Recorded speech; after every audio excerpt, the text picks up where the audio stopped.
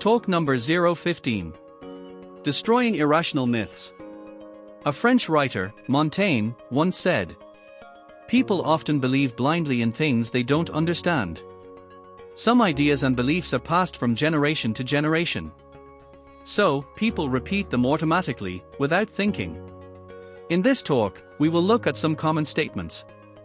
Many people believe these ideas, but they can actually be dangerous. Let's break them down. If you're driving on an empty road, and a tornado is approaching, some say the best thing is to stay inside your car. This is incorrect. You should leave your car and take shelter in a ditch, unless you can drive away quickly using a nearby route. Strong winds can lift your car and throw it. This myth probably comes from another advice. During a thunderstorm, it's safer to stay inside your car than under a tree. Lightning never strikes the same place twice. That's false. The Empire State Building in New York was hit 48 times in 1 year. To stop heavy bleeding, some say you should apply a tourniquet. Wrong. Doctors and first aid experts say untrained people should never use a tourniquet. It can completely stop blood flow to that part of the body.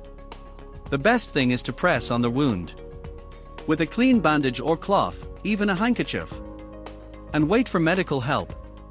Hunters should wear red clothes to be seen easily. Not quite. Fluorescent orange is better, especially at sunrise or sunset. Red is harder to see at those times. Never touch someone who received an electric shock. False. The electric shock passes instantly through their body.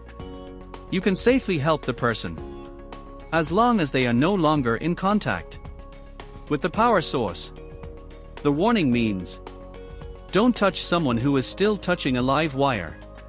Spoiled food can be detected by taste or smell. Not always. Don't rely on taste or smell to judge spoiled food. Milk and eggs kept too long at the wrong temperature can go bad without any sign. Better to throw them away. Don't drink water while exercising or running. No. You should drink water before, during, and after exercise. It prevents exhaustion. It also improves athletic performance.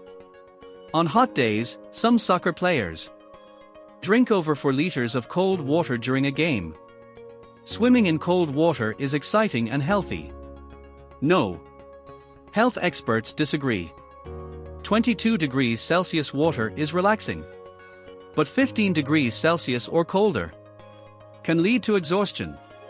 The body works harder to fight the cold.